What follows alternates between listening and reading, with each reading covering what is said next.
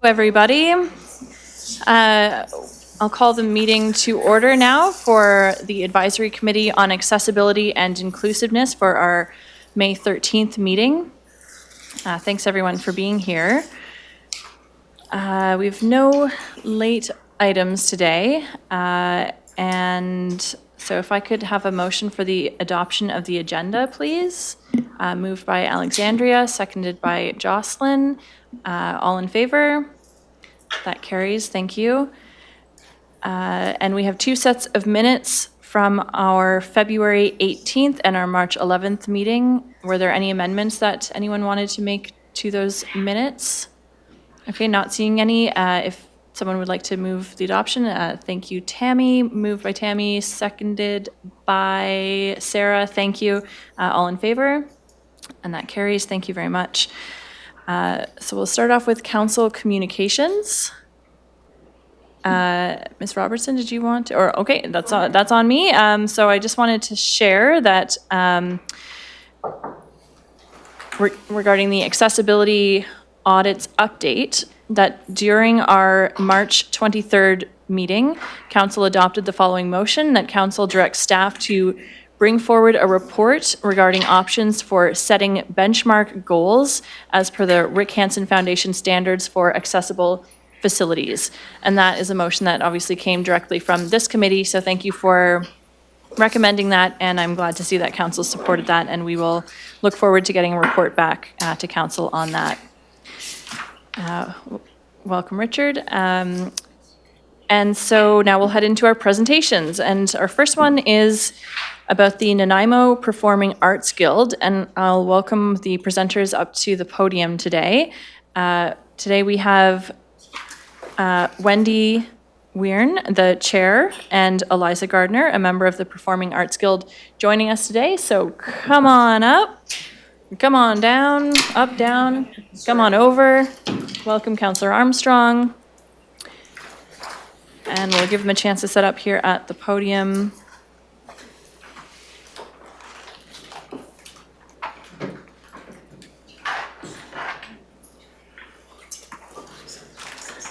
And just make sure you turn on the mic there by pressing the big button, big long button. There you go. Thank you. Thank you. Thank you so much for having us this evening. We're really grateful for all the work that you do. And Councillor Ensmuir and Councillor Armstrong, it's good to see you. We presented at City Hall for the council about a month and a half, 2 months ago now. And it was a request of Councillor Armstrong for us to attend this meeting and to present for this group on the operations of your Performing Arts Guild here in Nanaimo, which mainly assists the city in managing the OV Arts Centre. The OV, which is kind of a nickname for the Old Victoria Road, is a city-owned venue that the Guild assists in managing, okay? So I'm going to do a brief introduction on the Guild as well as on the venue itself, and then pass it over to Wendy, who will talk about more of our accessibility ideas and possible needs, and we're very, very open to your suggestions today about how to make this venue truly inclusive and build great camaraderie, not just amongst artists in town, but in audiences as well.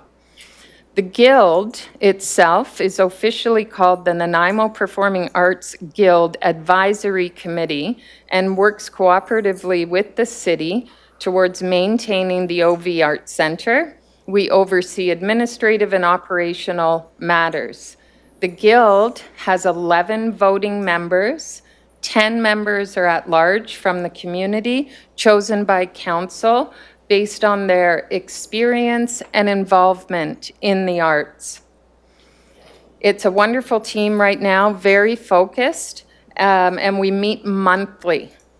Our main topics of conversation include developing recommendations concerning the ongoing maintenance and operational needs of the OV Arts Centre, especially by way of planning and collaborating with the city currently on, for example, a very well-researched flooring renovation plan, which will see the interior of the venue that houses about 75 to 100 audience members. It's going to really improve the interior and build a kind of psychological inclusivity, because once you're inside the doors, you know, you have some comfort in this refreshed visual on the inside. Later on, we hope to use further funds, which we're very grateful for having been included in the city's budget in the past fiscal year. We're currently spending that past fiscal year's funding on the renovation project for the interior, thanks to a very generous donation of flooring from one of the Guild members' contacts. Very, very nice indeed. And so we have a vision to move forward after that with other potential interior renos that will assist people in being comfortable, enjoying the show, having access to the washroom facilities. But there are some challenges architecturally with the venue. There are multiple sets of stairs which could impede audience, patrons, and performers from, for example, getting onto the stage. Only stairs currently are installed, which allow for performers to get up on that level of the space. There's also stairs going up to the balcony. Some of these architectural issues are difficult for us to resolve without a significant budget, and that might not be the direction, you know, that is most prudent to take. So Wendy has ideas too to share with you about how we can improve the outside of the venue to build that sense of belonging in the city that would empower people to attend multiple arts and performing arts events. Over to you, Wendy. Thanks. I do not have the slides. I was using this as a notebook, which I can close up, but I can click through the buttons. You be my clicker. I will be your clicker. I've always wanted one of those. That's fine. Yeah. Just wanting to catch you up with. Yeah. Feel free to go to any slide at any time. There we go. Wonderful. Hi, my name is Wendy Weirn. My friends call me Wendy.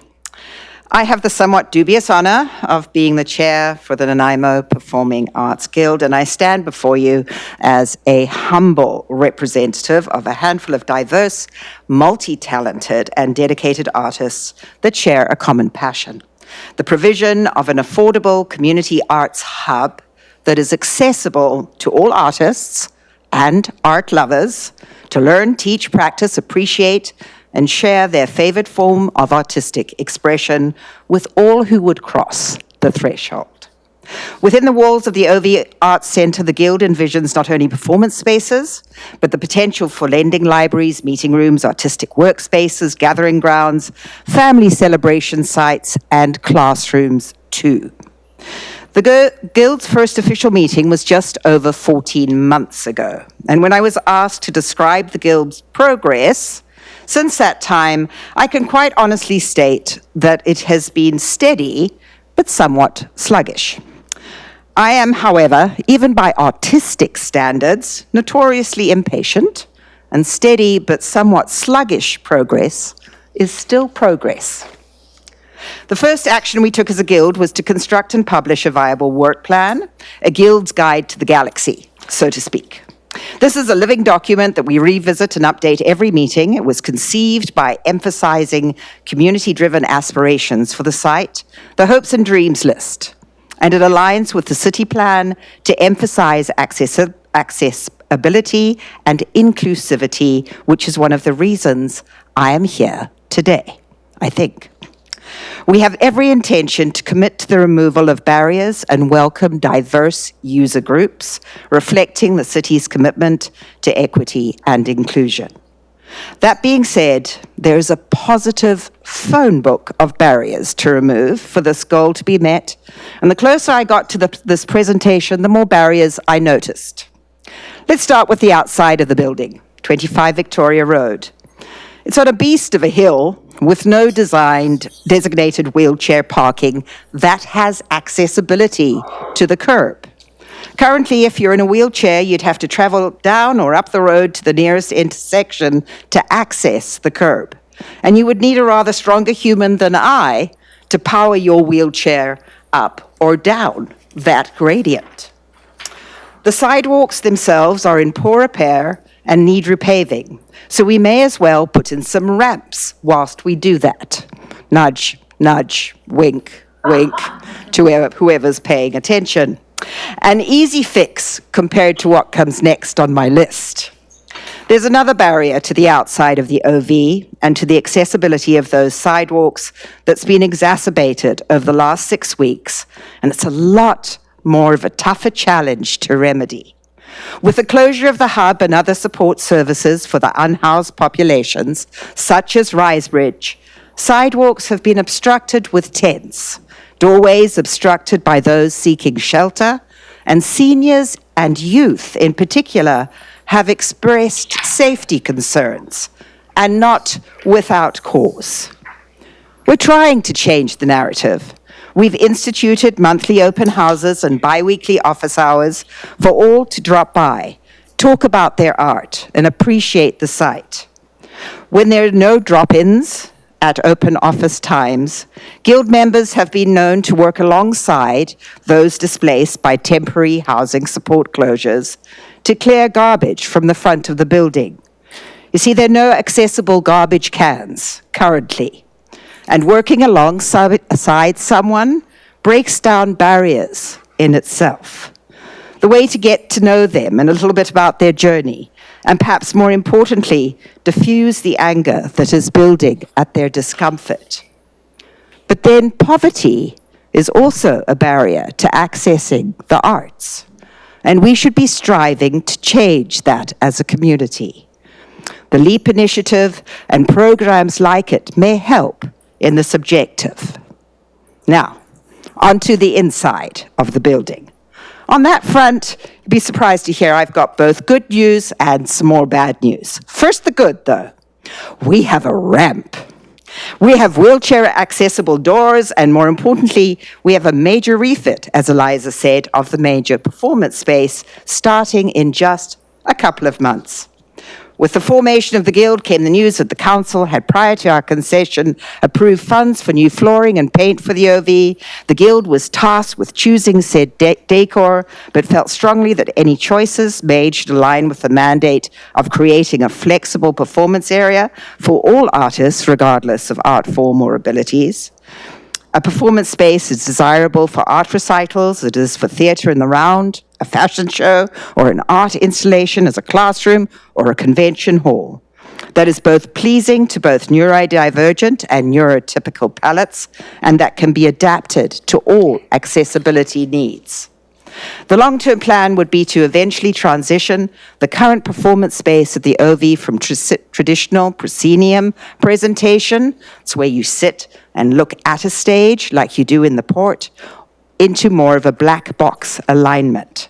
Carpet's going to be replaced by vinyl alternatives, thanks to that donation Liza was talking about, which is much easier to clean and less fraught with potential disasters during load-ins. Collapsible risers will take the place of the current raked seating, and ultimately, we're hoping that the current stage will do as well. This allows artists and audiences greater flexibility in their choices and meet accessibility needs with more consistency. There's an opportunity as we refit to address accessibility needs for the visually impaired, with raised signage, high contrast graphics, and tactile floor maps too. Now for more of that bad news. As Liza said, the OV has 3 levels, and the upper and lower levels have no access to those who have difficulty with stairs. We're told that an elevator is not an option, so chairlifts may be the only choice going forward. This is another opportunity for that nudge, nudge, wink, wink. The truth of the matter is that the OV is what is politely termed a heritage building. She be old. Not nearly as sexy as newer models, and this I can completely relate to. She also is surrounded by social issues. But as artists and caring community members, that should be our cue to do more, not to do less. Some may suggest we should just give up at the OV and wait for a brand new facility to be built somewhere in our fair city that would meet all of our needs. But there's no guaranteeing when or even if that is going to happen. I'm sure we'll be consulted when it does get to that. But as I mentioned at the beginning of this presentation, we artists, me in particular, lean towards the impatient side. We need a performance house that is affordable and accessible now. The Guild believes that the OV has the potential to fit that bill now. It can be that community-centered, multi-purpose, creative and accessible playground in the hub of downtown Nanaimo that both audiences and artists alike desire. Thank you so much for giving us time here today. Yeah, it only feels appropriate to clap after that, doesn't it? We never clap, but... And as a performer, I accepted graciously and with a small bow. Yes, well done. Thank you very much. So now, if the committee has questions for the presenters, it's a good time to ask questions. I'll go to Richard and then Nicole. Thank you for that wonderful performance. I could definitely hear the expression in your voice. I am really curious because you mentioned how, well, I know personally how like the performing arts has generally a very diverse crew. I've performed in this space actually before myself. I'm very aware of a lot of those barriers from being in that space myself. I'm curious if there are people on your guild that are actually people from those demographics that are mostly affected, i.e. seniors maybe with mobility impairments or people with vision loss, et cetera, et cetera. Definitely seniors. I claim to be one myself. But definitely seniors, and that's how we hear specifically about some of the barriers to going into the building, about the fear currently associated just with parking along that road. So we do have that. We've unfortunately just lost somebody who could speak from those who would need accessibility with wheelchairs, and pointed out as well at the difficulties with going uphill or parking next to the facility without curbs. Right now, when you park, even with a ramp from your vehicle, it would put you down on the road and you'd have to go all the way to an intersection to be able to get back on the curb to get into the main entrance of the theatre. The back entrance is on Nickel Street, which is impossible to park on, period. We have no representation from the visually impaired, to my knowledge. Liza, do you know, have I missed anybody? I think it's difficult to respond to whether guild members have any neurodiversity, because sometimes people don't talk about it or they joke about it. So that I can't respond to. No, we don't have visually impaired people on the guild. But certainly the guild members at this time have built a network of community that enables us to get response from user groups. The city of Nanaimo is the booking agent. This is like a fully fledged Nanaimo-owned venue. So the booking process itself goes through the city. And so, for example, the website is something that we've also been trying to make more accessible. We need it to have audio on the website so that it describes in audio what the features of the lighting and sound might be inside. You know, technical information needs to be shared in more than one way. So we're aware of this, but honestly, we're coming here asking you to help us, and that's already a good tip. We need to be very aware of our guild membership and make sure that we have the diversity in the small group so that we can reach out even further into the community. Yeah. Yeah. Yeah, thank you for that question. I think like hopefully this is a good bridge building exercise today, and knowing that like you can use the committee as a resource and these folks are all very active in the community. I've got a question from Nicole and then Tanya. Thank you. I had no idea that this even was a city-owned facility. So that picture that you had up there, is that where you like it to look, like the black floor with this rising from the two sides? Is that what it looks like currently, or is that what you're hoping for? That is an aspirational photo. Okay. Yeah. I wonder. That's an aspirational photo of a black box setup that would see a raised stage with an audience that surrounds it on at least 3 sides. Like a runway is a good example of a stage that juts out into the audience. So that actually builds creative potential for user groups, because the stage would be modular rather than fully like made of hard, heavy lumber, which it is right now. If it's either in or out. But with this black box type of vision that we have with the modular risers, you can take them apart, you can change the shape of them, you could make it a long straight runway, you can make it a black box surrounded on 4 sides. New seating would be wonderful too, that's on our wish list. And again, those all build like a kind of comfort and that sense of a community, city-owned venue, you know, having versatility. Yeah. Okay.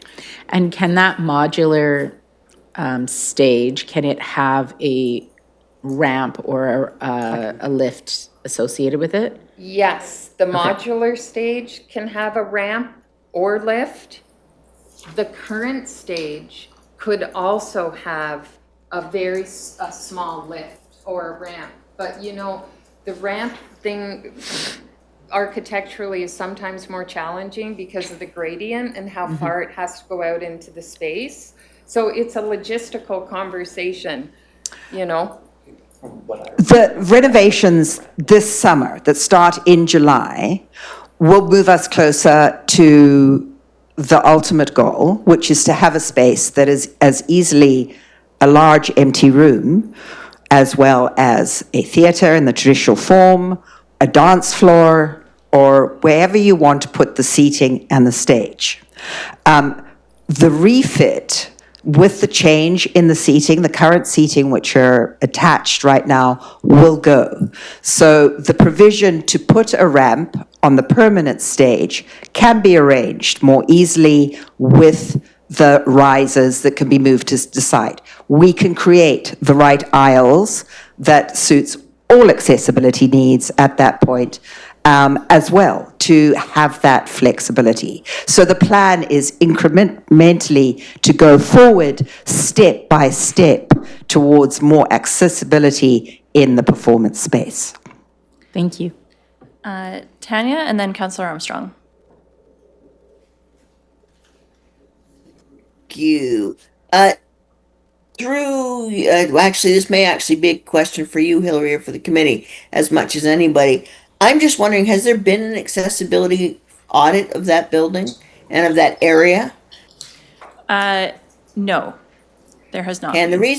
the reason I say that is because yes, sorry. I love Actually, I'm getting mixed reviews. Actually, staff shook their head no, but then I'm hearing One staff says yes. possibly Oh, What type Yes. of audit? maybe Director Olson, if you wanted. Sorry, I just see that we have Ms. Mercer Breen in the audience, who is our staff liaison to the Guild. I don't believe we've done the Rick Hansen audit to the OV, but Ms. Mercer Breen could clarify that. Yeah. Well, the reason I bring it up is because for me, I love the thoughts of doing all these internal building repair, change, like to make the building accessible. But that almost feels like putting the cart before the horse because we can't get, someone like me can't get to the building. Yeah. There, as it is right now. I can't get there Okay, I'm just. because of the way the slope of that road and Yeah, okay. Ms. Mercer Breen? Thank you. Yes, through the chair. We do have our Deputy Director of Facilities who let us know that because there is no elevator, going through the formalized Rick Hansen process would not work because without an elevator, it would not be deemed accessible. Mr. Bryson himself has gone through the training to do Rick Hansen audits, and so we do have an internal process plan. He has done some work in there already, and plans to go through and do a more fulsome review. Okay, so yes and no. okay. 'Cause I guess my real question is, Yeah. has there been any examination of ways of improving the parking issue? Because that feels like the first step. Through the chair, and I would agree with you. And maybe that's why I started with that. There is a limit to how much we can do. We don't want to put Yeah. the cart before the horse, but that's why we're here. Parking is where you start. Driving to the facility, feeling comfortable to walk in or be wheeled in, having ramps, having accessibility at least to one of the levels is an excellent place to start. And getting everybody's input as to how we can improve at that first level and then moving forward incrementally gives us that performance space for you as much as anybody else. And that's where we'd like to begin. Okay, I'm thank gonna you. go, I'm gonna defer to the committee members and I'll go last, because I Okay, have like 5 questions. and I see Sean and then Richard. Yes, thank you. So have been in that space many times. I've written shows that have been performed there. I'm very familiar with it and its accessibility challenges. And I think just in my conversations with Wendy and some of the other performers that are there, the goal is it's not accessible at all as it is. Like, I mean, there's a ramp, yes, but like there's so many barriers to accessibility there. Yeah. So I think the goal is to get it just better, not so it's like I don't know how you would score it, but there's some functional limitations. I think there's things like the button that would automatically open the doors just doesn't work. So that would be an accessibility upgrade that's kind of meaningful. There are a number of things that I've talked to Wendy and other people about. So I think the Guild is like understanding that it'll never be a beacon of accessibility, but it can still be better and include more people than it does. And I think that's probably the goal here today. Just with first-time questions, I'm going to go to Andrea and then Bay and then back to Richard. Thank you. I'm still very new to Nanaimo, so I've only been in the center once. Given that, I am curious about the other do you have the facts and figures about how many community organizations you intersect with and what their needs are as well? Fast and furious. I can name some that have specifically used the space over the last 12 months. And those would include Crimson Coast, Reconciliation Theatre, Western Edge Theatre. There's an improv group that is there regularly. I think those are the main organizations, and then drop-ins on top of that. And there have been limited accessibility issues other than those stated within those groups because not much has been done to the facility yet. We need to change that. Yeah, thank you. I'm just, follow-up question then. Can we develop a needs assessment sort of questionnaire for the organizations to anticipate some of those emerging needs? If we're going all in on this, we might as well really survey the current users and see how we can adapt to their growing needs as well. I'd be happy to put that on our next agenda.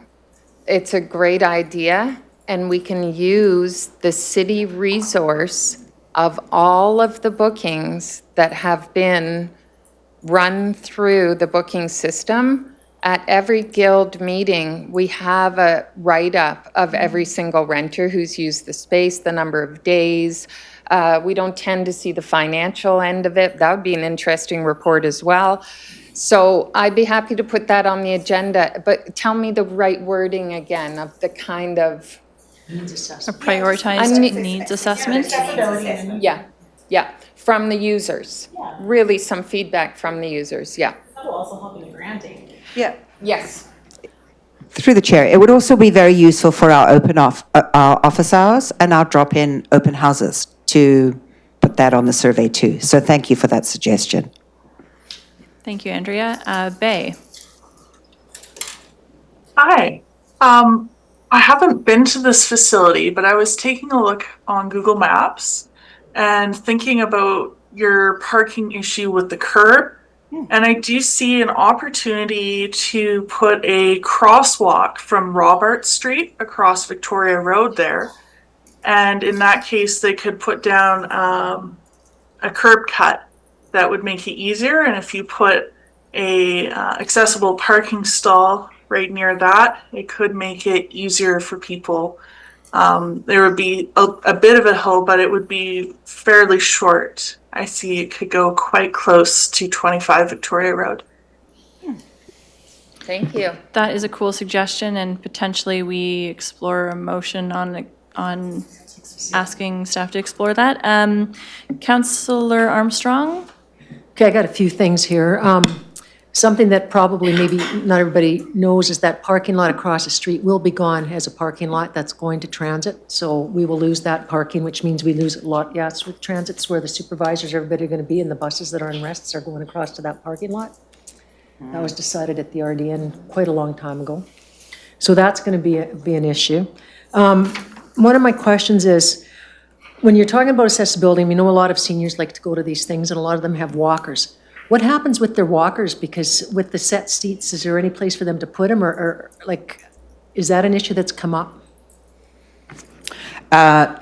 No, we have lots of space to put that kind of thing, and we do encourage, when we know that somebody is coming in with a walker or needs to park close to the building, we ensure that the parking that is right next to the building, on the right-hand side, is kept clear, even though it's not a designated parking, just so that they don't have to cross the road or make any effort to come in. And we take care of those needs as best we can right now. So that works if they have a driver, but if you're someone like Tanya that drives herself, that doesn't work because she's got to have a place to park and get it, anyhow. Correct. That's another question. So my other question, you talked about issues with the sidewalks. Is it they're uneven or cracks, or what's the main issues? They are uneven, they're cracked, grass is growing through. Roots. Yeah. And also, they're currently obstructed by tents and other people at the moment. So there's a couple of barriers to the sidewalks, but as far as structure, yes, they're cracks, they need repaving, they need to be widened, they need to be clearer. I would have difficulty pushing a wheelchair up or down in front of the theatre. Thank you. I appreciate that. And then I also appreciate the fact that you're working with the homeless, because you're right. When you get to know those people and they get to know you, life can change significantly for them and for yourself. And it just takes away the fear from each area. So that's great. I do want to examine how we use our LEAP at a later date, because right now it's all recreation, and maybe this is something we can look at, because I also brought it up at our at our meeting around transit. Maybe we should be looking at reduced rates for those under a poverty level as well, besides the students we're looking at. So that's something down the line. And then my last point was the website need, and I'm sure, I think our staff heard that, so I'm not going to worry too much about that. And that's good. Thank you. And thank you for coming, and like I said, this is a great group that can really help you with your thoughts. Totally. Thank Sorry, you, I thought everybody. you were about to run away, and I was like, no, we've got more questions. Thank you. Richard wanted to weigh in. Hi. So I find that all right, well, first of all, it's awesome that you guys are like trying to do the consultation and such. One thing that I've like done in consultation with like businesses is that like recognizing that the people that come into the location are only the people that have the ability to come into the location currently, right? So if you can't get into the premises, then you're not going to be able to voice your opinion necessarily. So the demographics that you're hoping to hear from the most may not receive the message, right? Especially when its current condition is almost to the point where people advise like public groups that have accessibility requirements to use other facilities in the city, right? That's pretty much just like a reality of the situation is if we don't have an accessible space, then people won't suggest that space as a viable option, right? Yeah. So yeah, getting the ability to get people into the front door is like the tier one most important thing, hands down, that we can all probably agree upon. The low-hanging fruit is probably the online stuff. That can be easily fixed within, I'm not going to put it on anyone's record or anything, but that is low-hanging fruit that can be fixed. The physical infrastructure that requires the funding, and yes, the highest priority will be getting people in the door.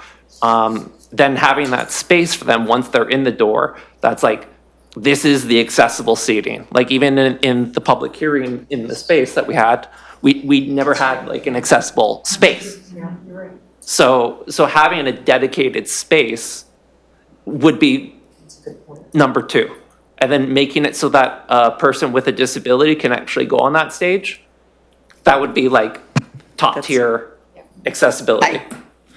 Hey, I see what you're trying to say. Tanya. I'm just really frustrated right now. I know. So I'm trying to support Sorry. us both getting what we want. Tanya, you're, okay, there you go. Okay. Oh. All right.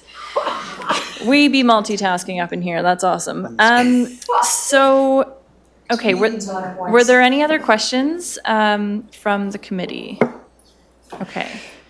Not seeing any. So if I may, Yeah, can I please. respond just in brief? So one of the things that we are doing that Wendy touched on is we're having open door events. So those events are publicized. We're going to do a better job making sure that people know they can come down just to have a looky-loo and see the venue, have a listen to the acoustics, maybe walk around, stroll, roll, and question the guild member who's the host in that particular instance, which is so far Wendy, okay?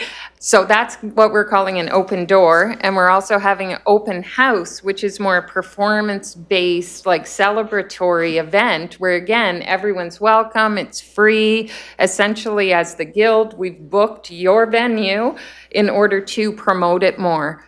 I get what you're saying. How can the people who don't think they can get there, why would they even want to go? We're just trying to tell people they're allowed, first of all, and that we're keen to connect, second of all. And hopefully that ball will start rolling a little faster and we'll meet more people and they can give us more feedback, and then we'll do it again. And as the shows and events get booked, more people will feel like that is their venue to visit. Yeah. Thank you. Yeah, and through the chair. And really, I'd like to invite everybody, no matter where they stand on the accessibility spectrum, if they want to come to an open office hours or they want to come to an open house, to reach out, and we will make every effort in cooperation with the city to make that number of hours accessible to them, because everybody has the right to have a space that they can perform in, that they can enjoy art, that they can call their own. And that's the space we have now that we're working on. Thank you so much. Awesome, thank you. Thank you very much for the presentation. I just wanted to, I think I heard a desire to work on the very basic thing around the entrance and the fact that there's no curb cut or wheelchair designated parking spot. Bay, I heard your idea about the crosswalk. I think that was mainly just to achieve a curb cut, if I was sort of understanding you correctly. So I'm wondering if there might be a desire to have a motion to ask council to request a staff report on exploring a curb cut and wheelchair designation spot in front of the OV Theatre. That would be a motion that I would propose, and if staff have input on that, I'm certainly happy to hear it. Nicole? So with the parking lot that Bay was suggesting based on Google Maps, is that the one that Councillor Armstrong is saying is not going to be a parking lot any longer? Yes. Yeah. It's the transit exchange goes across the street, and then all the supervisors, everybody, they're gonna have to set up for transit over there too. I don't know how much space they're using, but quite a bit. I don't know. Oh, sorry, actually, no one online can hear you. I'm realizing, Councillor Armstrong.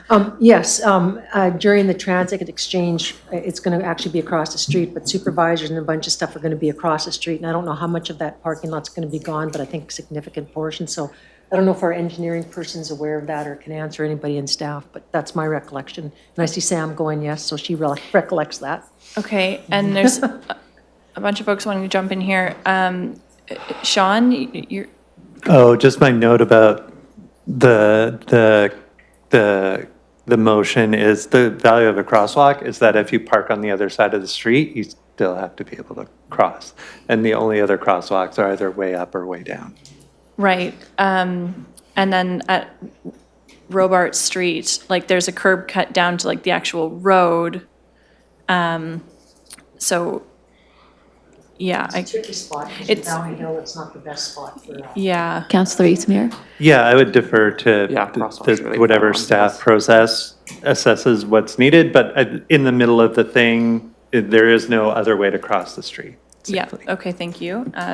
I think Ms. Osborne can respond. Okay. Thank you, Councillor Eastmere. Maybe make a recommendation that we have a motion that suggests that staff look at what would be an appropriate designated parking stall and a crosswalk or accessible option for parking.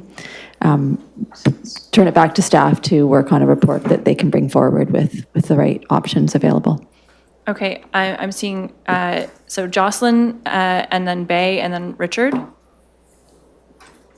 Thanks. This is such a hard spot for that. I agree. I couldn't tell who was speaking right before me, but I think we have to ask staff to tell us where is a viable place for a spot, but just as a wheelchair user, parking on a hill like that in a busy road would be very difficult. And this is just me, I'm one wheelchair user, but I would probably, if given my choice, I would park at the top of the hill where the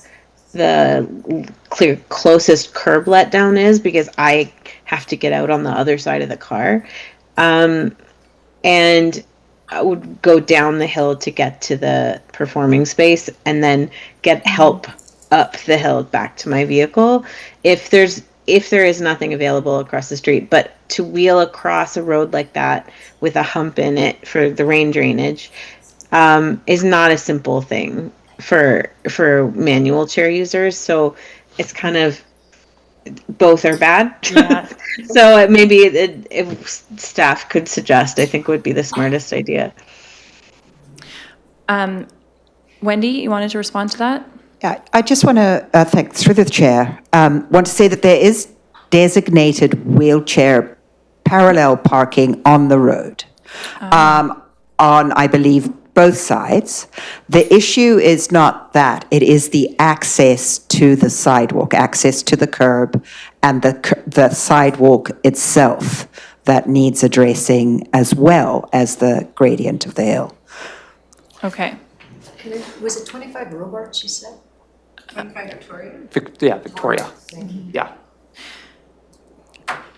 Okay, so mainly curb cut then, and then sidewalk, aside from being able to terraform the hill, which I wish we could do. From my limited perspective, but hearing what everybody says and imagining and sitting in a wheelchair and thinking, how would I do this? Okay. Yes, it is access to that curb and to the building front. Okay, and Bay, I see your hand. Yeah, I just wanted to clarify, I wasn't talking about further down the road where the parking lot is. I am talking about Robert Street, which is very close to the building. Yes. But it sounds like you guys have already worked out some of the more important aspects of that situation there. Well, I think we're struggling with like how to send something general enough to, Councillor Armstrong, I'm not sure what your. I said Darcy's motion covers it. Okay, Ms. Osborne, you have a suggested motion? She just read it. I'm sorry, That's okay, thank you. There's a lot going on. Through the chair, yeah. I would recommend that a motion be something to the effect of the committee ask staff to take a look at what would be the appropriate location to designate parking and accessibility to parking spaces on Old Victoria Road for the OV. Okay, that sounds reasonable. So, Richard, are you wanting to move that motion? I actually, No, your mic was on. Yeah. Nope, no, sorry. It's off now. There you can't go. see the Yeah, light. I know, I'm sorry. It's tough. I was looking to see if I could amend, not just having it be the sidewalk / entry, but like the aspects of getting in, which also includes the website, since that was fairly low-hanging fruit, like I mentioned. Okay, I think it really sounded like they were working on that aspect, and I think for this, we need to like keep it focused. Sorry. For transport. No, don't apologize. Like I appreciate what you're saying for sure. I think we need to get something that focuses specifically on the curb sidewalk situation, and it sounds like the guild is working on the website already. So I'm happy to hear that. Can you just clarify something? Yes, Councillor Armstrong. I just want to clarify. There's two parking lots there, and the parking lot I was referring to is the one down by the old firehouse, not the top one. That might have been confusing for people. Yeah, so when you look on it, it's the one down by the old firehouse, not the. You're Yeah, talking by about Cavan, at that's the it. corner, you're talking about the lot at the corner of Cavan and Victoria, yes, Old that, Victoria yeah. Road, So yeah, I want to, because there is another parking lot up top, but that's a private one, so that's not the one I was referring to. Right. Thank you. I just want to make Okay. sure people understood. Okay, so right now I'd like to move that motion. Is anyone interested in moving the motion that Director Osborne read? Okay, moved by Nicole, seconded by Tammy. Unless anyone's dying to say something on that, we should maybe move that and move along with the meeting. So, okay, all in favor? Okay, that carries unanimously. Thank you very much. And thank you again for the presentation. I know there's a lot of challenges, and We're up for it. You? yeah, well, you're up for it, and I loved that Andrea said that it sounds like we're all in on it. I don't know if that's been the sentiment necessarily from everyone, but I do feel that we do need to be, because we can't afford to lose what is a critical performing arts space. So thank you very much. Thank you. I don't know if that's something that the city includes in rentals.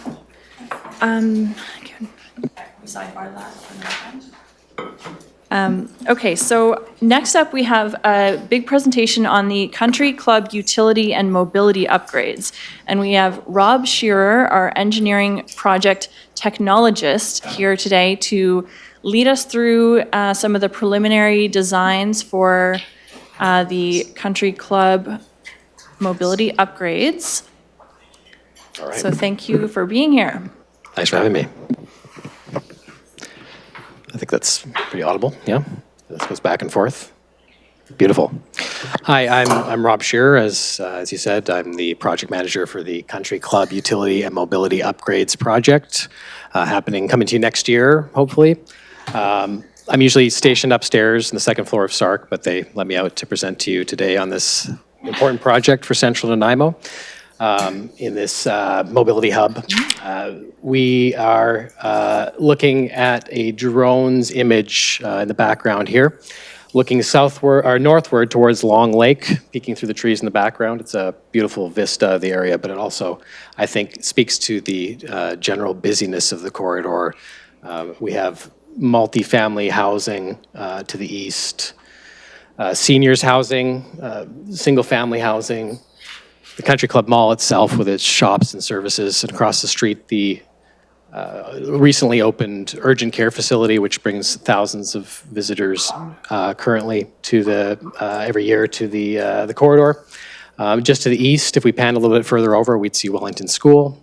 And of course, the transit hub is stationed in this area, which has a number of transit routes, all converging to show that this is a place where a lot of people are moving to and through the area. So our goal is to build some infrastructure to support people of all walks of life in getting to and through Country Club. This is the agenda for the presentation. I'm keeping it to 5 items. Oh, it's a slightly different agenda, that's all right. So we will look at why this project is happening, along with a project overview, some existing conditions along the corridor. What we've noticed are some issues that we're hoping to address and some issues that have been brought to our attention by the public, along with some proposed solutions from the design team, and then a brief time period for questions and answers after the presentation. I'll draw your attention once again to the drone image here, which I think speaks to the character of the existing roadway. We have Country Club again. We're closer now with the mall in the background and Norwell in the middle. And from this vantage point between Departure Bay and Barron's Road, we see 5 lanes for vehicles with narrow sidewalks, limited comforts for people waiting for transit, and very little separation between people and vehicles. So these are some of the issues we're hoping to address. So why this project? What are some of the drivers? The slide shows us a number of those things that are coming together to drive this project forward. We start with utilities, water mains, sanitary and storm lines being replaced along the corridor, about 2.1 kilometers worth. We're also replacing the signals at Departure Bay Road and Ross Road. And while the road is blown up, we have an opportunity to build it back to modern standards. It's also a transit-orientated area, which is a provincial designation. It means that we should expect more people to and through the area. We need to build that infrastructure to support people getting there and using alternative means of transportation, not just driving their cars. So walking, cycling, and rolling, and using transit, of course. That feeds into one of the third drivers, or the third driver I've listed there, which is the transit hub improvements. We're working very closely with our partners at BC Transit and the Regional District of Nanaimo. They've been partners on this since the get-go and have helped select some of the design choices for the project. Of course, they're involved in their transit redevelopment strategy, and Country Club is a major hub for them. So they have given us a lot of valid opinions on what they would like to see and how they would like us to improve the exchange and rider comfort and access. We've also talked to the public twice, specifically in 2024. We had boots on the ground at Country Club Mall, chatting with people about how they use the area. We also collected survey responses at the time to make all those nice data points we like to see in the concept phase. And then more recently, our second round of engagements concluded last month, where we put the conceptual design in front of people and asked for their feedback more broadly on what they saw. We learned a lot. 78% of respondents said that they would prefer to cycle, walk, or ride to the area if the infrastructure was improved. They identified themes like better transit, wider sidewalks, more accessibility generally, lighting, safety improvements, all drivers that are synergistic with the other elements of this project. So it's really become, it's not just a utility investment, it's not just a roads work, but one coordinated investment in an area that is only going to see more people traveling through into it in the future. So this is a screenshot from the concept that was put in front of people last month. Just a couple of items at a glance.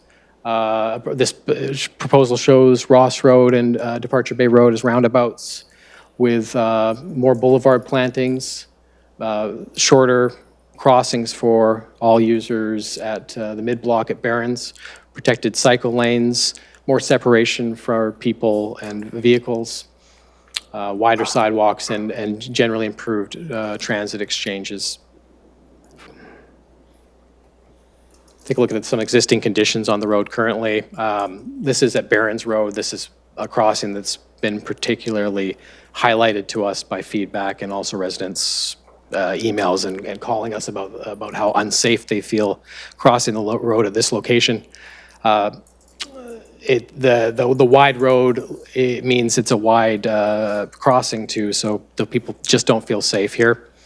The lighting isn't great. There's no separate facilities for bikes, no separation from the roadway, limited shelters, and limited pedestrian comforts generally. It's not a very appealing corridor for people. It doesn't draw people in. So this is a conceptual image directly drawn from where our design is currently. It brings the corridor up to complete street standards. It's my proof that we're not just taking drone shots and pointing out issues, but we have some solutions to offer as well.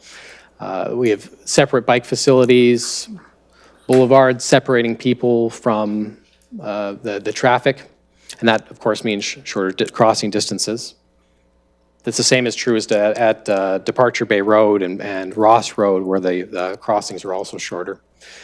We are working with the RDN to choose improved shelters, which we'll see more of, and with better facilities for the transit users, modern pedestrian flashers with audible crossings, signals, and tactile warning surface indicators, the TWISIes, which are pretty standard around town now, but would be included, of course. Many more plantings and modern LED lighting for the corridor, generally a big facelift. That's the urgent care facility across the road there, so that this Barron's Road specifically will continue to be a well-used crossing in the future. So we'll go on to the last slide now with some quick stats for you up on the screen.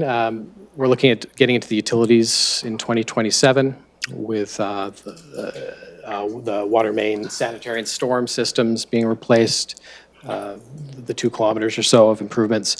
Then surface improvements, probably following that in 2028. It would be tendered together, but it's a lot of work, so we consider it probably needing to go over a couple of different seasons.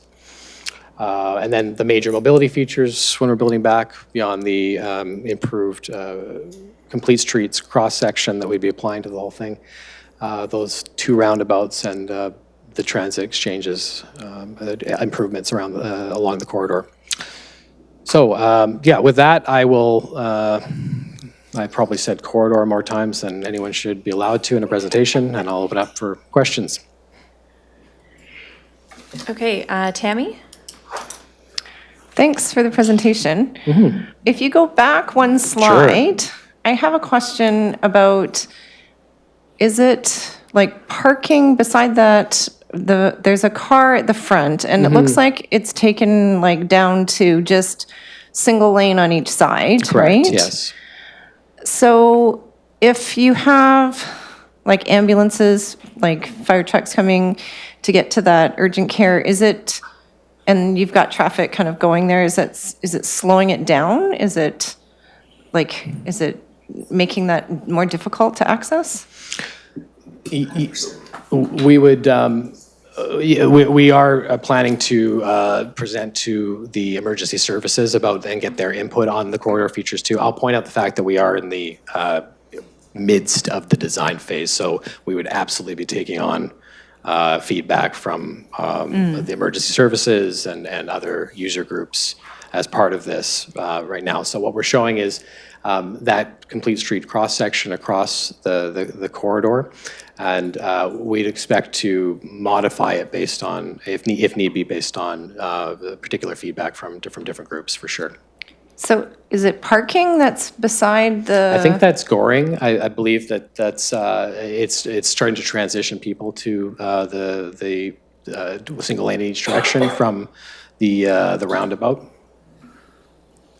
Okay. I'd have to zoom out a little bit. Maybe Yeah, I can do so that back here. some areas could have more than one lane. Yeah. Oh, sorry, that is a bus bay. It's a bus bay. That's what you're seeing. So it's this right here. That's the roundabout, and these are 2 bus bays, and that corridor is what you're seeing right there. Okay, Yeah. so some areas you can have more wider road, and some areas are more narrower roads towards the crosswalks. Absolutely fair Okay. feedback, yep. Thanks. Okay, see questions from Richard, Bay, Jocelyn, and then Nicole. One thing that I've definitely noticed, being a blinded individual and such, using transit every day, is the landscape is generally not always like kind in terms of like the current structure. So I'm glad that those are being like addressed for like wind, I'm assuming rain and sun. Absolutely. And the other thing that's might not be taken into consideration is the vegetation that's currently there now. A lot of that like encroaches upon the space on the sidewalk from the mall itself. I'm wondering if any of that is going to be addressed to help the encroaching vegetation not take over the sidewalk too. Yeah, we're moving the corridor to the edges as far as we can, and some of that is probably into that vegetated space. Our landscape consultants at Landark are working on a lot of the accessibility items associated with landscaping. I'd be happy to take that back to them and have them look at that a little bit more closely. I've noticed the same thing. It kind of narrows everything and it really does, and especially impacts in the spring. Yeah, absolutely. Yeah. And there's a lot of growth there for sure, and somewhat weedy in some areas for sure. So it's something we can take back and take a look at. I think it's great feedback. Thank you. Okay, then I've got Jocelyn up next. Hi. I think I just want to say 2 brief things. One, I noticed it ends in a roundabout at the other end of the street from this image, and I'm a fan of roundabouts, and I know a lot of people aren't, so I'm just putting 1 vote of support for you. But every time I look at this area and the plans for it, the more accessible and better and safer it gets, the more obvious it is that there is a huge staircase down to the mall. And I know that we don't own the mall as taxpayers, so I get that that's nearly an insurmountable issue, but I feel like it has to be said that like this, we're creating this beautiful complete street that is utterly just kind of a broken setup, especially for people who can't use wheelchair or use stairs. So I don't know what to do about it, but I felt like it had to be said. And I just underline Richard's comment about like my experience on this road on the mall side is that it gets busy and narrow. And there are some passageways, like on one of the drone shots, you can see getting around one of the, I think it's a light standard, right near one of the, I can't remember what photo it was, but I saw it getting like around a big light standard right near the stairs and other sort of vertical obstacles. And so, opportunities for taking a little more sidewalk back, I think would be helpful for wheelchair users, especially among waiting bus passengers. Yes, yeah, we are looking at the poles along the corridor right now to try to maximize the space for all users. The stairs issue, we're definitely aware of it. As you inferred, they are privately owned by the mall, Northwest Properties, but we are taking it back to the design team now and trying to work with the mall to find some accessible improvements. I can't speak exactly to what those may be yet, what they'll look like, but we are very much aware of the issue with the staircase, especially at that location. So we are looking at how we might be able to improve it for sure. I want to speak directly to that. Richard? There's those I think it's only 3 steps that goes into the parking lot closest to the gas station. I think that would be kind of the most ideal, lowest barrier way to throw in a ramp. And I know that would be on the country club side of things, but I think that would be the most easy solution. If we're putting in the work to build that space on this roadside, I think that's the least that country club could do is build a ramp instead of having stairs there. And that would help. I've seen stroller users struggle at getting their stroller up there so many times. I can't count.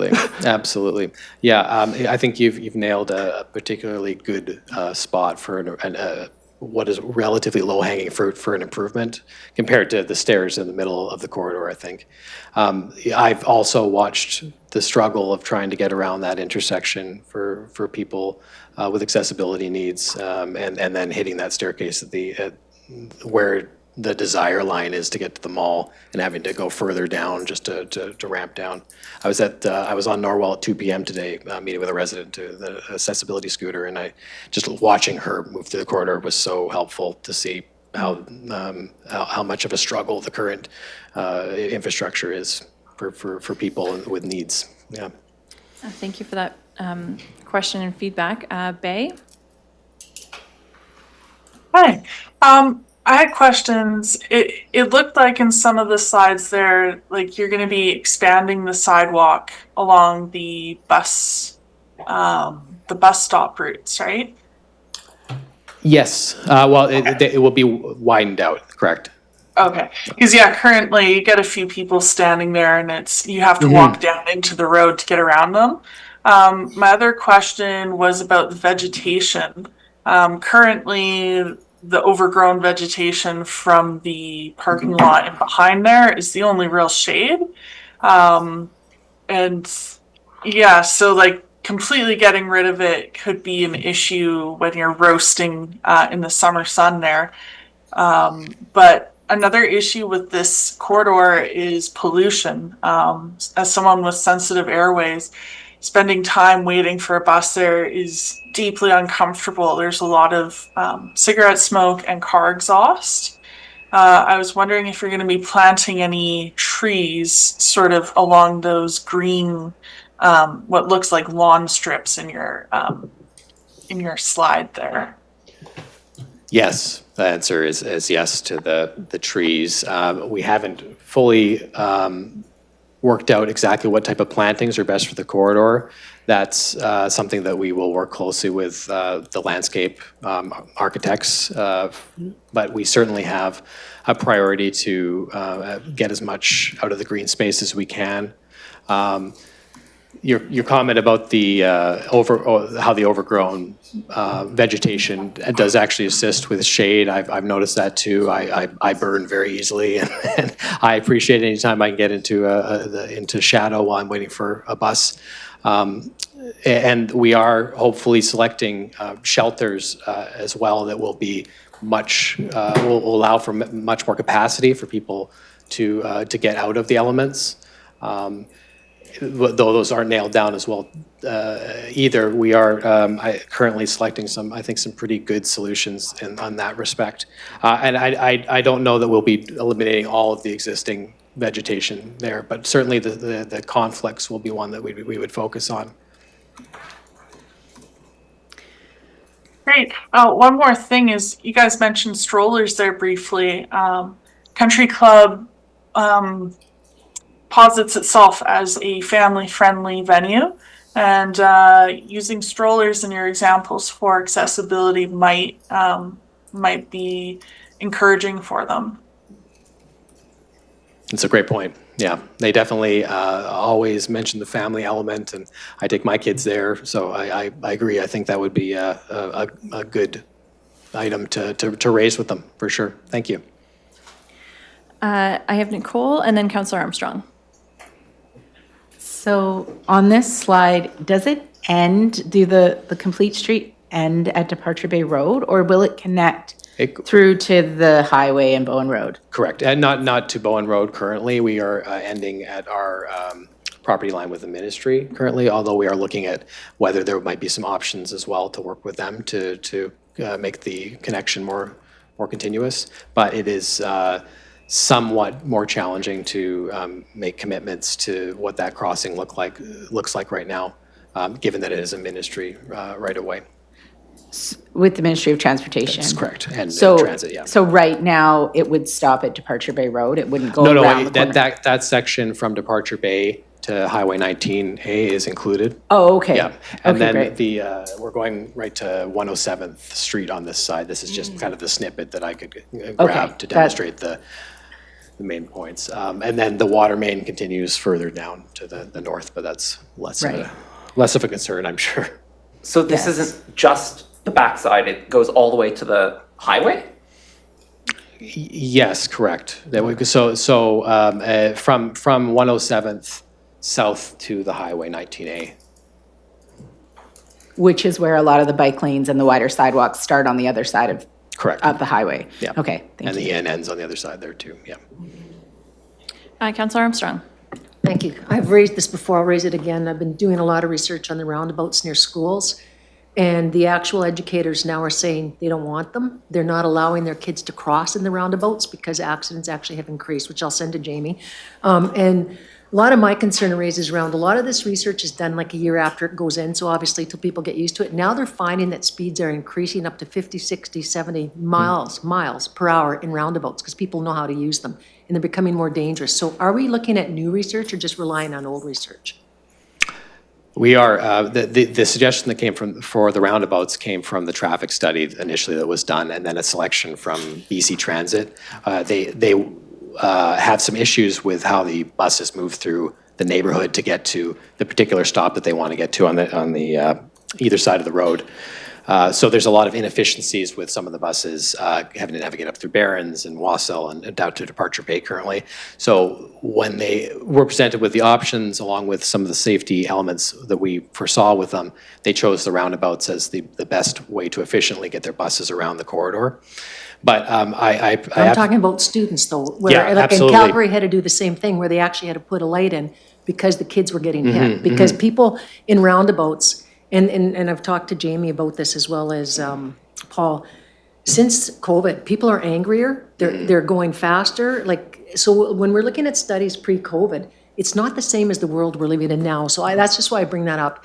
And then my second point is that, you know, because I know police, fire, like I personally love roundabouts. I think they move traffic efficiently. So I'm not saying this as, I'm just saying these are concerns that I hear. I know there was one done in California where the fire truck tipped and killed 2 firemen because it wasn't done properly. And I see that we're having some fixed here already because they weren't done properly. So, and I know my motion says that you have to, you know, talk to police, fire, and ambulance because they're the ones that are highly impacted by it. So, but I do want to make that disclaimer. I do love roundabouts. It's just I am concerned about pedestrians. They're great for cars, but I know I've almost seen 3 bad accidents where one woman got hit up at Ald's Road because people aren't looking for pedestrians. They just want to go. I have a broken cane from one. Well, I know they're dangerous. I believe roundabouts are very dangerous for pedestrians. But that's just my personal belief. Thanks. Yeah, I'll just mention we're at the 50% design stage now, so definitely looking for that more detailed feedback from user groups like emergency services now that'll help inform the rest of the design. But I do appreciate the feedback. Sean?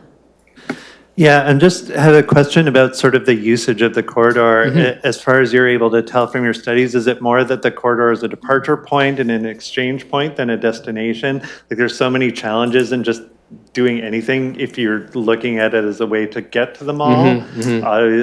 The reasons that Jocelyn pointed out with the stairs and just getting, like you're at the back of the mall. And there's not really a lot outside of the urgent care in there. There's that and a gas station. And I think maybe an electronics store, so it's not like it's a destination. So just from what you know, is it more that it's an exchange and departure point, or are you trying to frame things in a way to have it support this area as a destination? Yeah, I wouldn't want to misspeak too much on the, that kind of falls into the transit realm to an extent. I know that they do owe us some statistics on how people are using the exchange. It was my understanding there's a lot of trips through it, though, with transit going to Woodgrove or downtown. So in that respect, it's sort of a thoroughfare. But there's certainly a user group going to the mall as well as a destination, and a lot of families I think that utilize it on off hours as well. But those specific details on users I would defer to transit, who would have more idea of where people are terminating their stops and moving through. But from my brief discussions with them earlier on in the conceptual phase, it seemed to be more that people were transiting through rather than stopping. Richard? So if this is going all the way to the highway, there is like a curb cut that is fairly acute that goes at the bottom of, like on the far side of the parking lot near the past the gas station going towards the highway. There's like an entrance for cars. Yes. Yeah. That area is definitely a problem for like wheelchair accessibility or even visibility for cars making the turn. And then going up to that crosswalk is not very like walkable safe often. Absolutely. Because there's no separation. It's actually just like even ground, I believe, in some areas. And then as you're actually getting to that intersection, that's an extremely loud intersection because it's so busy. And sometimes, like during the peak times, it's hard to hear which direction the pings are going. So that's great feedback. Yeah, I know that the entrance you're talking about there. I don't particularly like using it myself. People are picking up speed in vehicles coming quite quickly around the corner, and there's a lot of visibility issues for sure. Yeah. Sorry, Richard, did I cut you off or did you? Yeah, I was pointing out those accessibility gaps. Okay. Yeah, thank you. Yeah, I just wondered, like, is this the only sort of rendering that you have? Or like, because it's a pretty big project, and big, yeah. I'm wondering, like, I'd love to see what the actual roundabout might look like. I feel like we're kind of honing in on one tiny section of what is essentially a very big project. Yeah, I kind of scrambled to get this one together, but we certainly intend to continue engagement when renderings are one of the best ways to do that. Yeah. So I would anticipate us having more full graphic previews of the entire corridor from different viewpoints going forward. I think that's a fair assumption.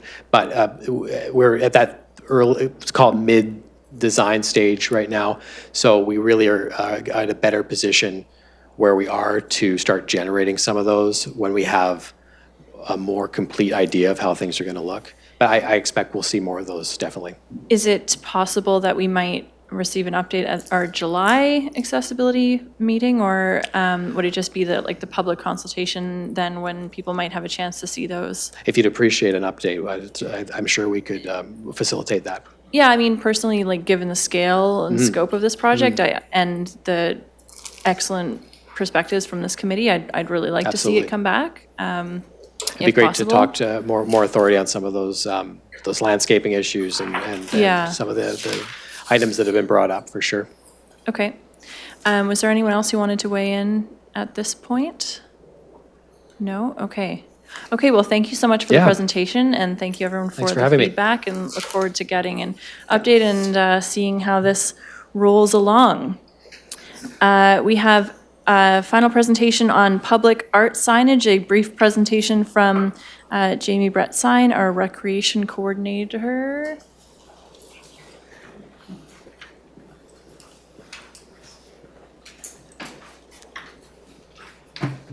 Hi, everyone. Thanks so much for having me later this evening. I shall be very brief. As I was introduced, my name is JB, or Jamie Brett Sign. I'm the culture coordinator with the city, and I'm here to chat about public art signs. So just starting us off, a few of the things I'm going to cover. I will go over what our connections are with the city plan.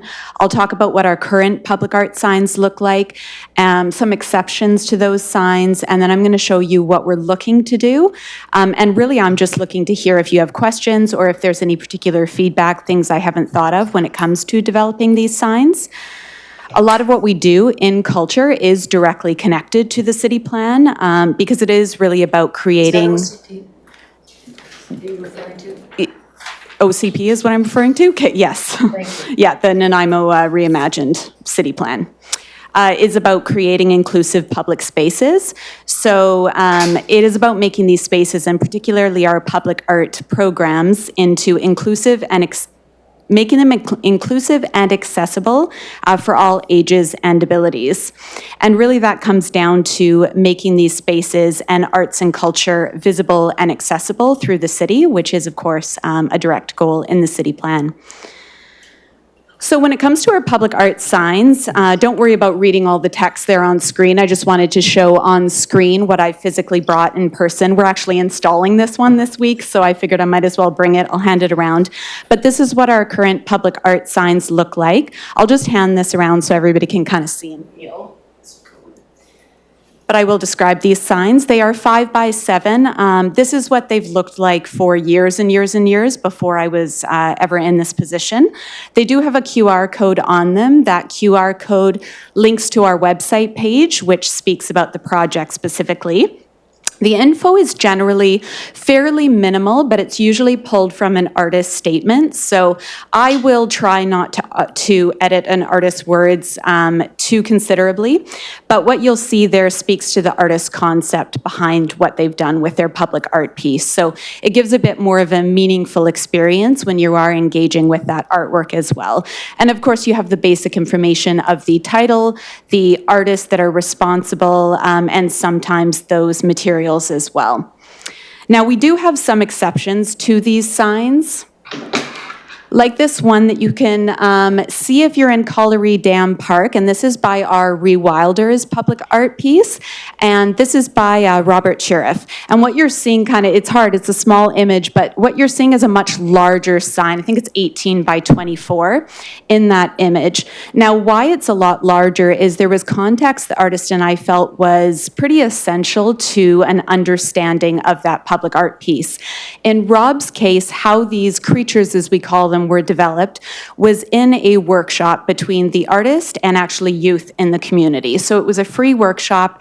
The kids actually developed concepts for creatures that were landing in the park and tearing out the invasive species and replanting native plants. So there was a story behind it. The kids developed the concept with the artist.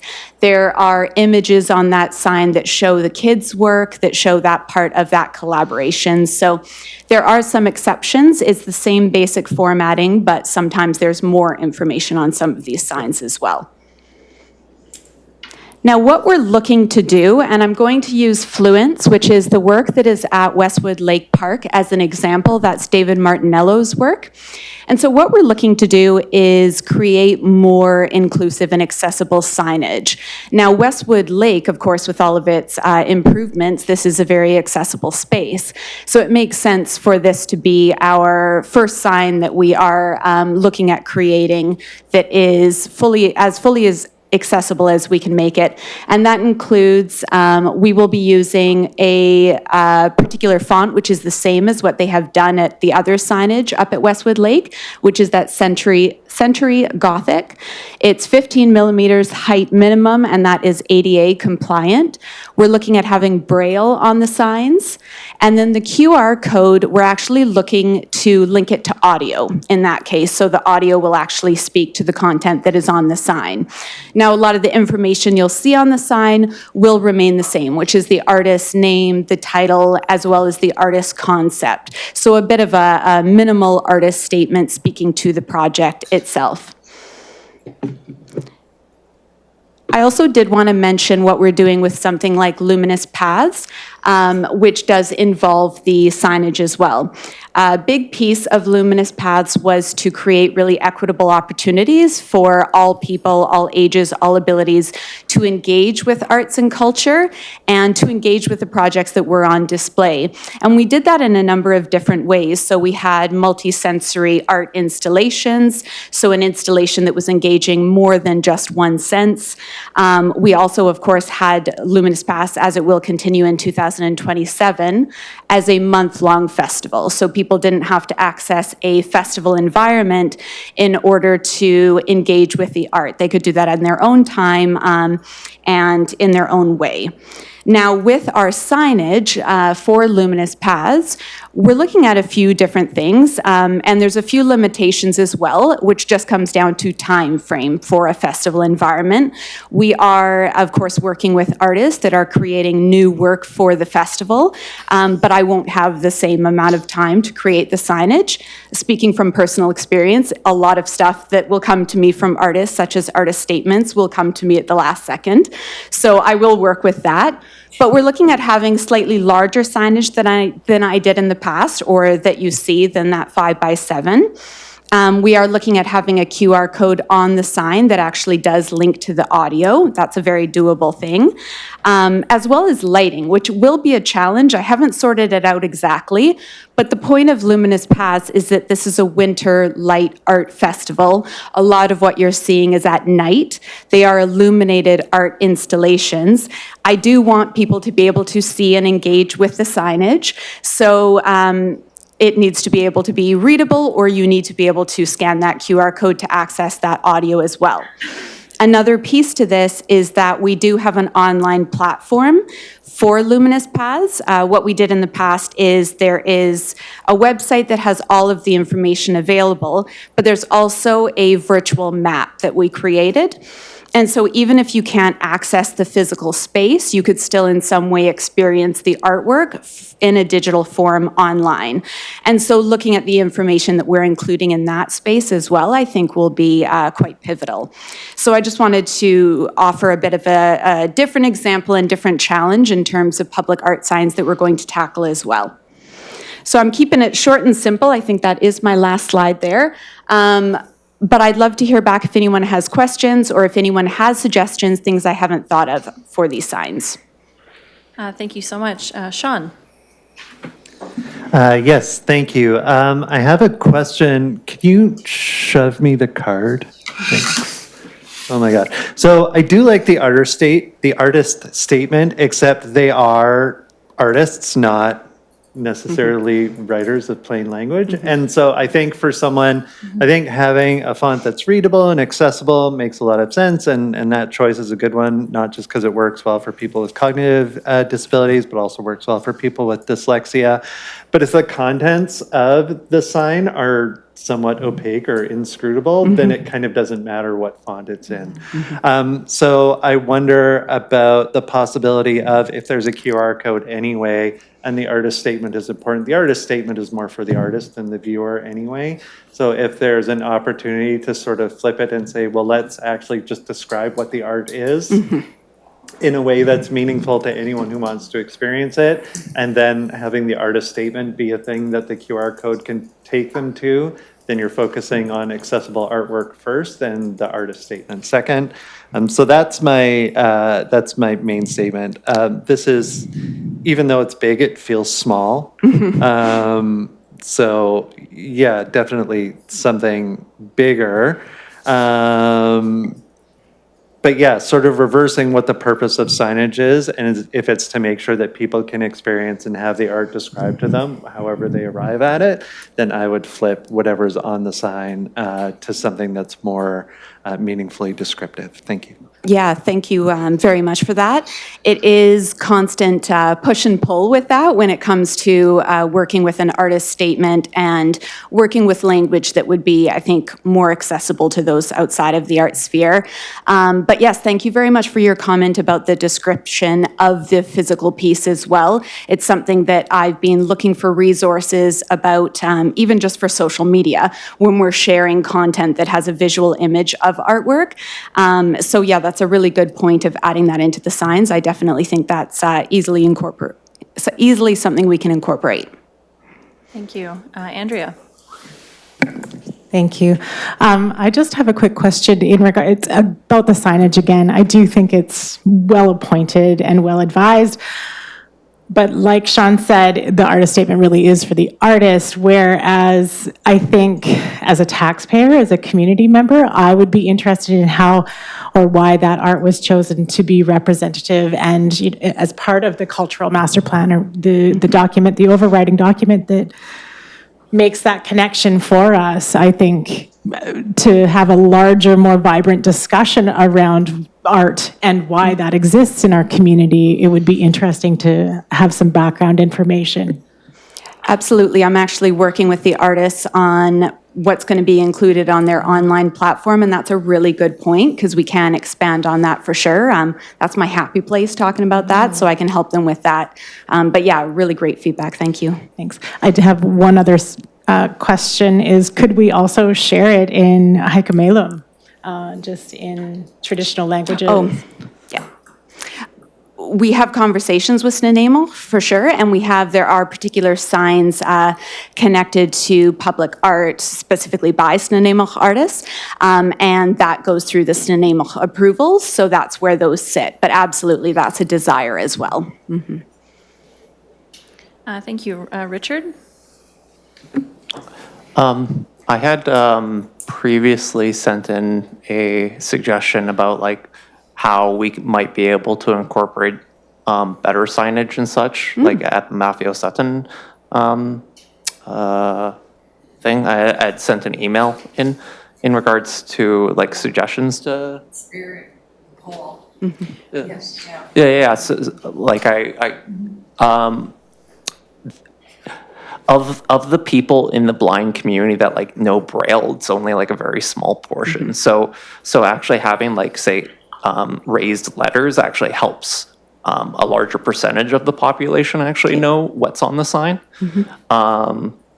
I can say that like from experiencing the signage at Westwood, it was great feeling the Braille because like that's not something that's in very many communities. So I appreciate the fact that was even a consideration that was placed in there. But I do want to acknowledge that like having the raised letters also significantly helps. And if we're having the QR code sending people to like some additional information, having that info of like the description of the piece of artwork is really important. So having maybe the artist like describe the piece like to someone who maybe can't fully see it would be an amazing experience to consider. Having maybe someone also signing what is there can also help with like language explanations through ASL. And then having like a French version might also be possibly allow us for, I don't know, grants and such for further projects. Because there's a lot of tourism in this wonderful city. So absolutely, yeah. No, thank you. That's really great feedback. I had asked about the raised letters versus Braille when I was speaking to some of the people behind Westwood. So it's actually great to hear that feedback because I heard various opinions. And yeah, I think a lot of the things you say absolutely are ways that we should go with the content we're providing online. And then for Luminous Paths as an example, I am working with the Francophone community to offer some French in what we're presenting for that as well. So yeah, absolutely, on the same page on that. Cool. Tammy. Thanks, JB.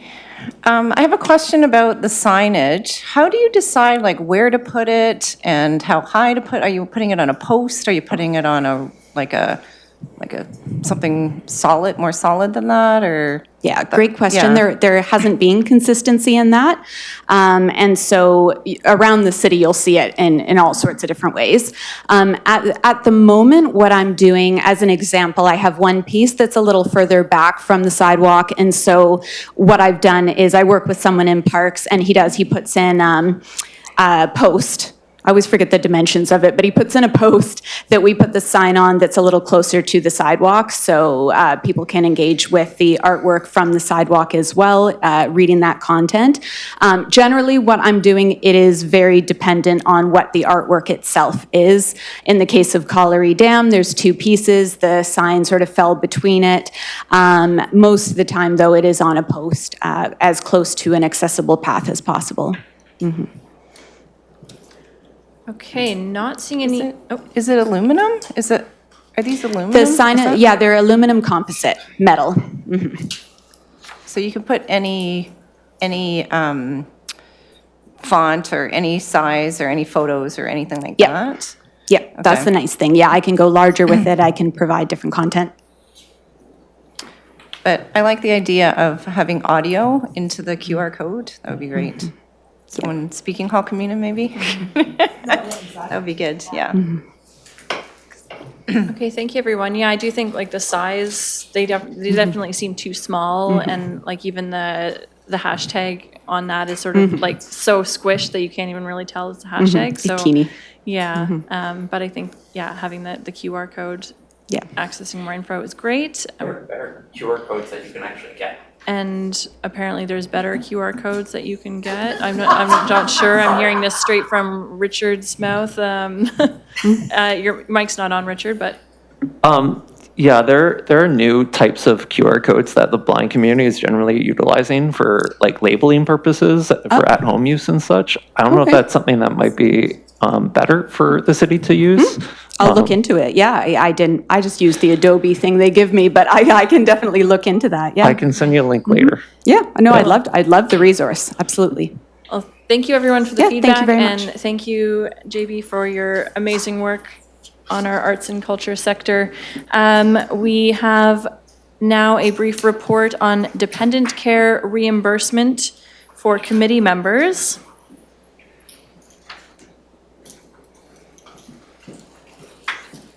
And we have our finance director, Laura Mercer, here to share this with us.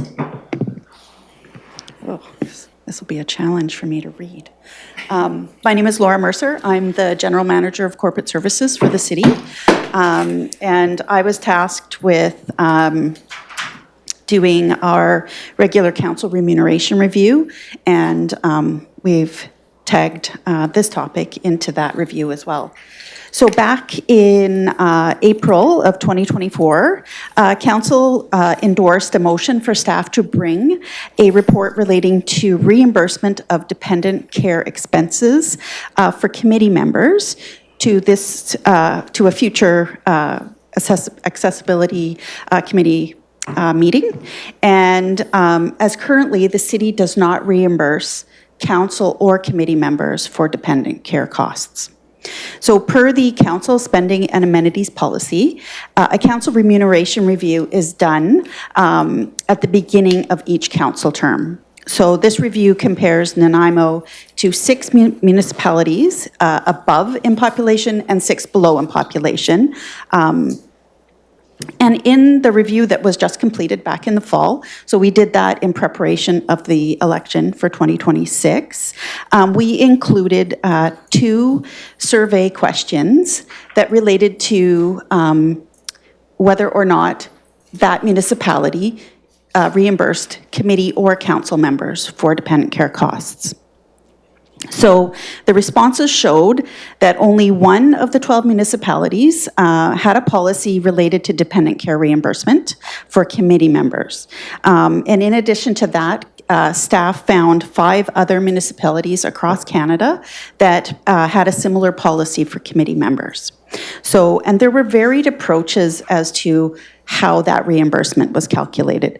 But in general, there was two ways. You either paid a per hour rate, and some of them based that on minimum wage rates, but could go higher if specialized care was needed. And the second way is to pay a flat rate per meeting. So the table in the report outline, as well as attachment A, outlines the findings of that review.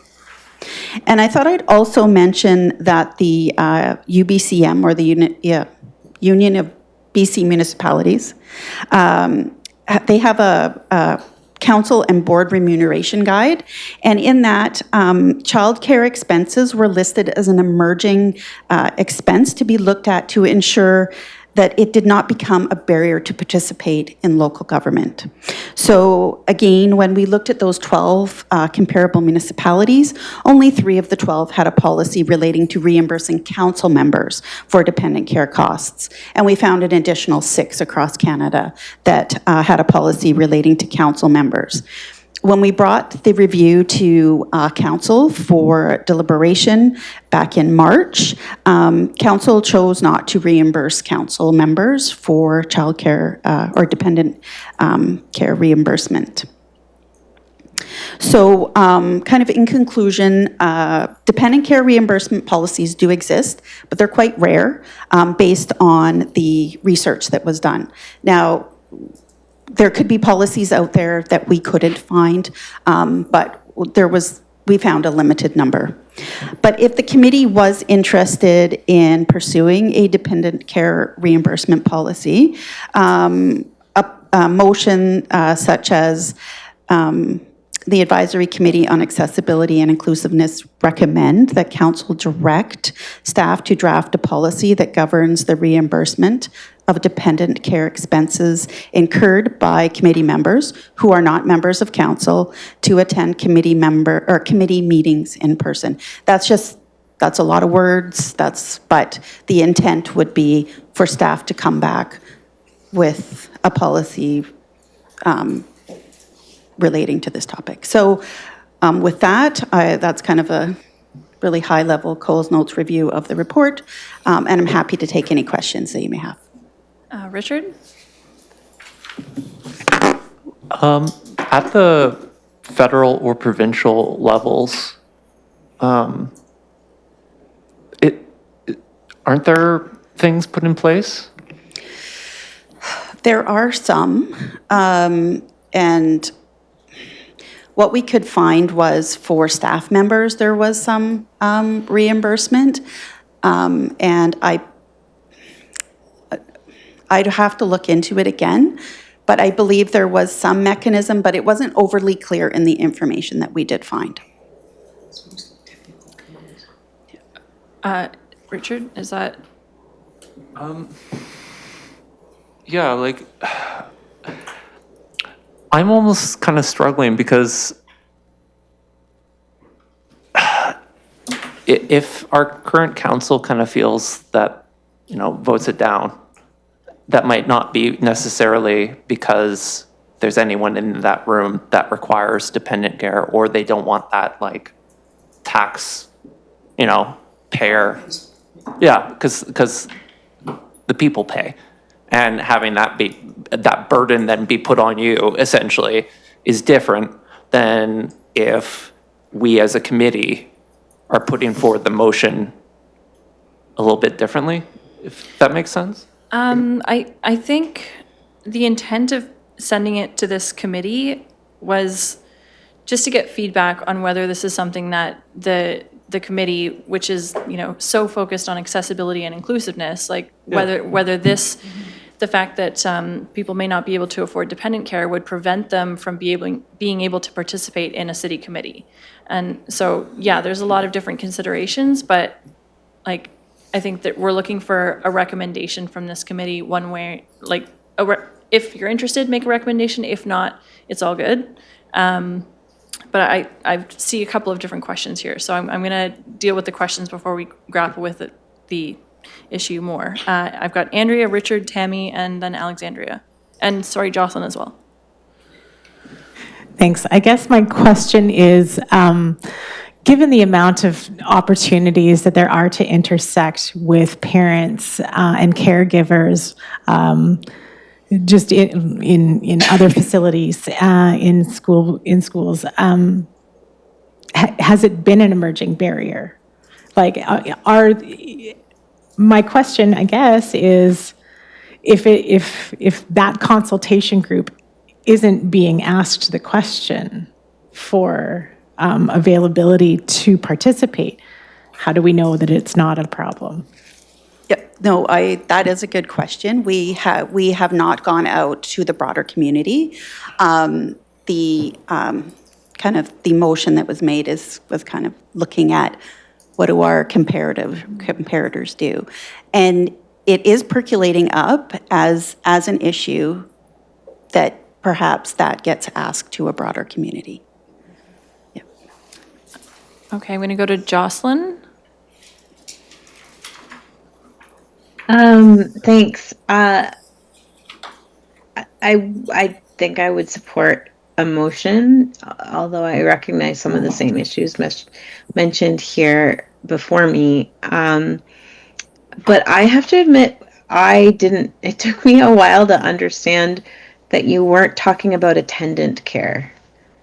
And attendant care for people with disabilities, people with mobility disabilities, is what I know the best, is a cost that does keep people from engaging with their community and serving on committees like this. I think serving from home was an important, like being able to do this from home and not needing an attendant care person to accompany you in order to be there in person has helped a ton. But I feel like I'm speaking a bit out of turn, but that is also an important cost that limits people's ability to, for example, go out and help audit bus stops or kids' parks or, that kind of thing.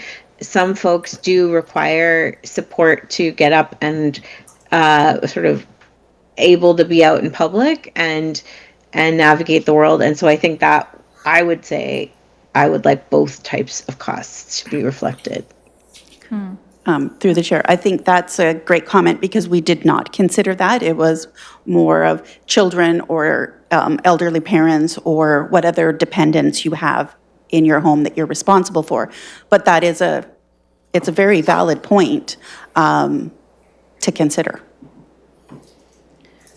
Thank you, Jocelyn. Sean, Karen? then Tammy, then, Ms. Robertson? Okay, Sean. Yeah, I'll echo what Jocelyn said, which is that I think, if you sort of take the idea of one particular kind of care, many people need support to access and participate in the world in meaningful ways, and we don't necessarily need to attach it to a particular time. People know what they need to be able to access things. I'm just curious, well, I did know minimum wage is going up in 2 weeks. I don't know if that makes a big difference, but it is. And is there a compelling reason or any reason not to do it outside of the financial burden, which doesn't seem to be that much of a burden? Like if a thing can easily improve access for a broad swath of the population that might not otherwise be able to do it, and if it's not, and I don't know what an excessive amount of money is, but it doesn't seem excessive to me. I'm just wondering if there would be other considerations on why you might not do it besides the financial expense. And through the chair, from my perspective, because finance is my background, that's where I go as to here's the impact of that. I'm not. That's right. If we can minimize that, you're not speaking to a mic, so I.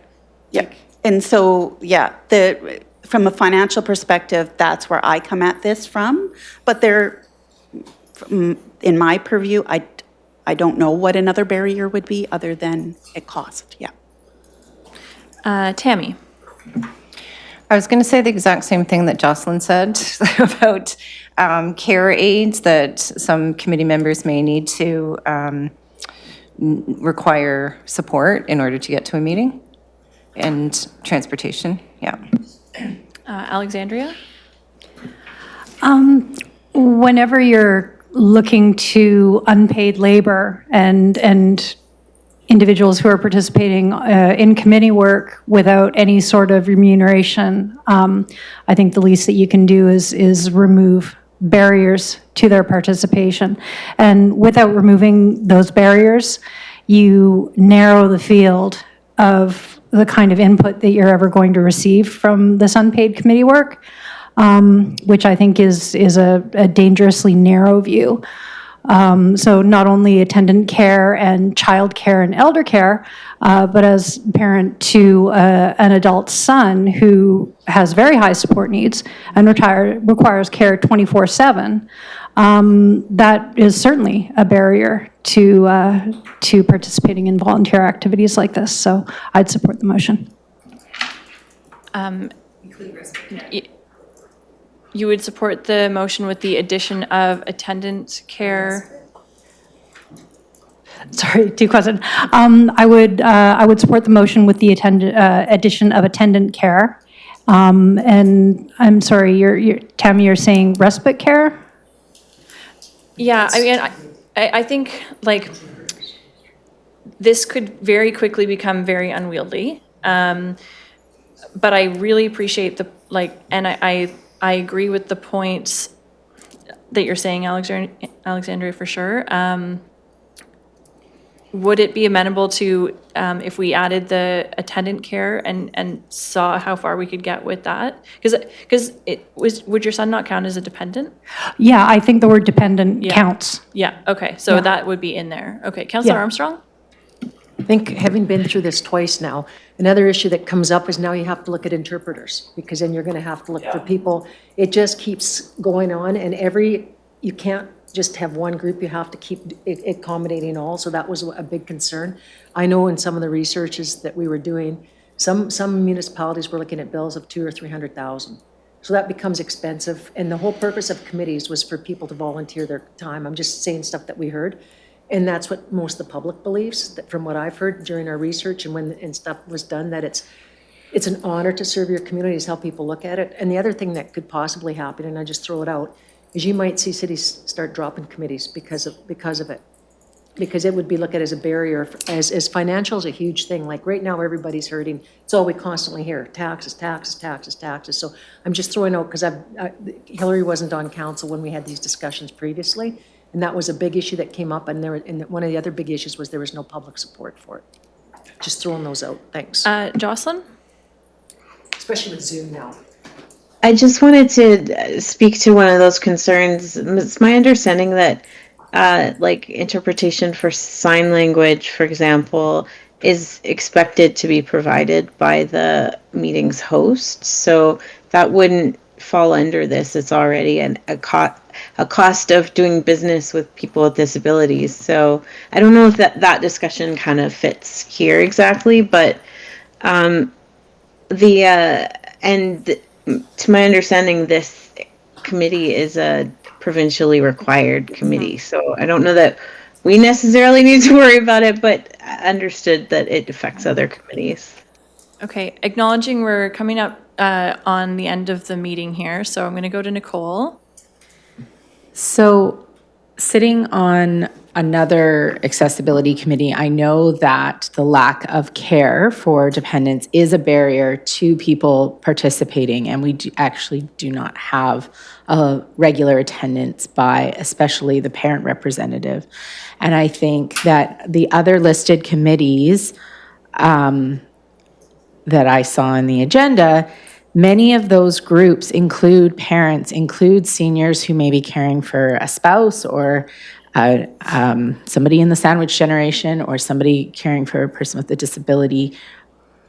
So to not include them, to not make them whole by their attendance, which is volunteer, is to exclude that demographic from the decision making that we have. I don't think, I would be surprised if it's a lot of people, but like a single parent coming from 4 till 6, you can't even send your child still to daycare. You had to pick them up before 4 o'clock, take them to somebody to care for them till 6. Most daycares are not open till 6. So I'm in full support. Okay, so can we do an adapted version of the motion that also includes attendant care? And do we need to vote on an amendment to that motion, or it's not on the floor? Okay, so, okay, so, Ms. Mercer, you read the motion out earlier. Do you have that, Karen? Yeah, I think, does, when we use the term dependent care, does that cover, that kind of is a bit of a broad coverage. You don't have children or is dependent. Okay. Also have elder care, because we have to use it what the official definitions are. So respite? No, not respite. The dependent care was meant to be an overarching umbrella of whether it was child or parent. I don't think the wording has to be perfect at this moment. But let's say dependent and attendant care. So that this committee direct. I've got it. Okay, do you want to read it? Sure. That the committee recommend that council direct staff to draft a policy that governs the reimbursement of dependent care expenses incurred by committee members who are not members of council to attend committee meetings. And maybe just to add to that, I know that back in 2015, I had attended an AVI, an Association of Vancouver Island Coastal Communities conference, where this topic was very big at the time, but that was prior to COVID. So I think a lot of people were exploring these types of policies, but once COVID happened, the province stepped up very quickly with the provincial legislation and changed the charter so that people could participate electronically.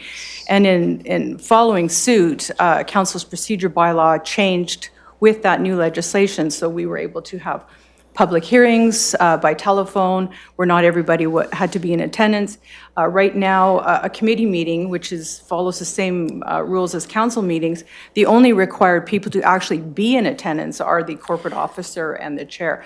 So part of that in terms of participating electronically is there, but that doesn't include the portion about in-person attendance, which is where I think the policy or the motion is sort of geared to go towards. Okay, so. So for clarification, attendance should be in there because otherwise it's not fair. That's why we've put attendance into the motion. She didn't have it in Okay, there. okay. Okay. Richard, you're moving that motion? Yeah, with the attendance. With the inclusion of the word attendance in there? Okay, seconded by Alexandria. Okay, we're out of time, so I'm just going to call the question on that. All in favor?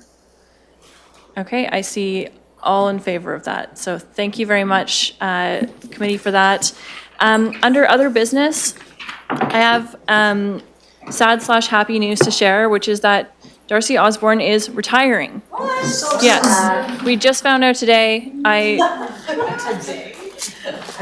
Words were said out loud that cannot be said on Zoom. She's been amazing and a huge support for this committee, and is going to hit 30 years with the city. She's going to be on holidays during that time, but yeah, thank you, Ms. Osborne, for all of your work. And this is her last meeting with us. Thank you, Darcy, for your years of support. So she's been awesome, and everyone is clapping and giving hearts on Zoom, and well-deserved. Motion to adjourn. Before we adjourn, I also just wanted to mention that the Central Vancouver Island Multicultural Society had an open house today. They put out a really excellent report on, sorry, you can't see it on Zoom, but it says Anti-Racism and Anti-Hate Toolkit. So I have some copies for committee members today, and I urge you to explore that, and I'll make sure you can get a copy if you're interested. Thank you, everyone, for your input today. Councillor Armstrong moved adjournment and so adjournment moved, seconded by Nicole, all in favor. Thank you, everyone.